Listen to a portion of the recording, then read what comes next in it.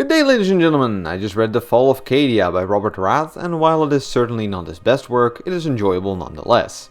In The Fall of Cadia, we see the Cadian events of Gathering Storm happening from a wide variety of perspectives, from Creed to Trazyn and from Abaddon to Call. We get to see a lot of fan favorites in action here.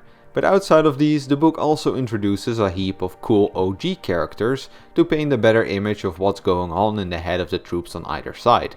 Some of these include a pilot of the Aeronautica Imperialis, a Caiaphas Cain-like soldier who is placed in charge after the abrupt death of her commander, a psyker who controls the Blackstone Fortress and who reads people's minds via magical images that she can see above their head, a Cornet captain who is trying to become a demon prince, a Black Templar squad who is defending a random rock in no man's land because they took an oath, a Nurglite saboteur who is breaking down the city's defenses from the inside, and many more. This large set of characters is both a major highlight of the book as well as its biggest detriment, because this book suffers from a lot of issues similar to those found in the End in the Dead books of Dan Abnett. We get a very good idea of how big the conflict is and what the impact is for a wide variety of people involved. Yet at the same time, the flow of the story becomes very clunky and there's a big variety in the quality of the storylines. The pilot, the Blackstone Psyker, and female Caiaphas Cain, for an example, were excellent and I greatly enjoyed their stories, to the point of being disappointed when we moved on to a different character. But the storylines about the amputee soldier or the Battle Sisters were very boring, so in the end result you have a bunch of cool storylines that are constantly interrupted by lesser plots, which is not just frustrating but also removes a lot of the suspension from the cool plots, as it can take a while before they continue again. Talking about the Siege of Terror books, this book also shares a very similar vibe to those books.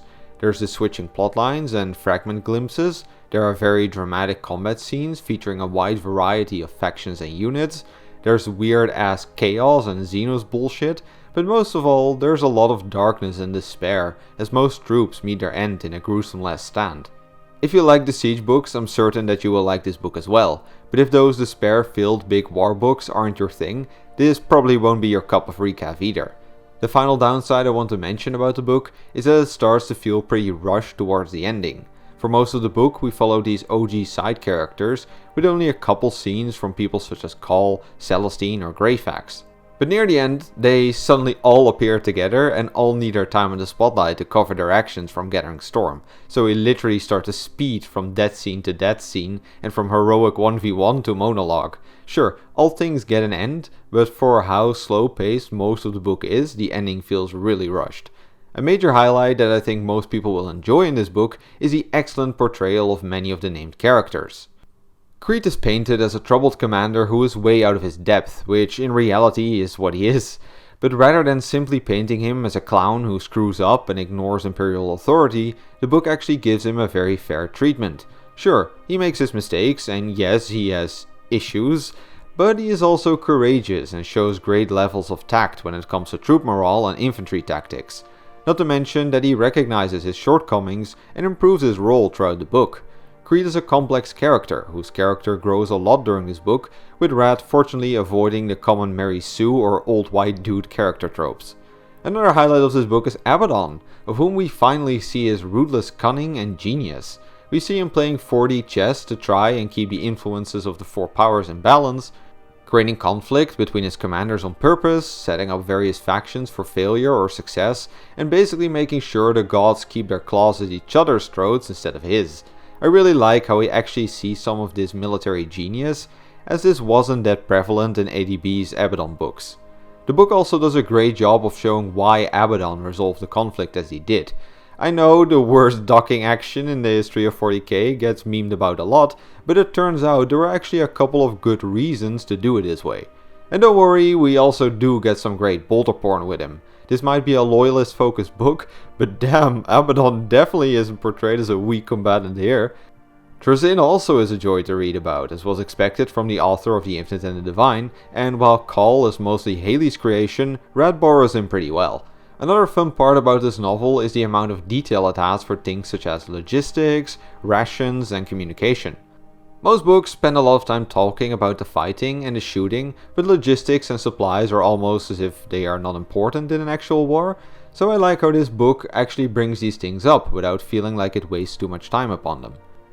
The final highlight of this novel for me was the amount of fun Rath has with working out magic concepts, such as demonic possession and the Blackstone Witch's mind reading. The Cornade who wants to become a demon prince is followed around by a blood-sucking cloak that sticks to him and whispers in his ears, with her basically acting like the fairy in Legend of Zelda, teaching him how to best please Corn.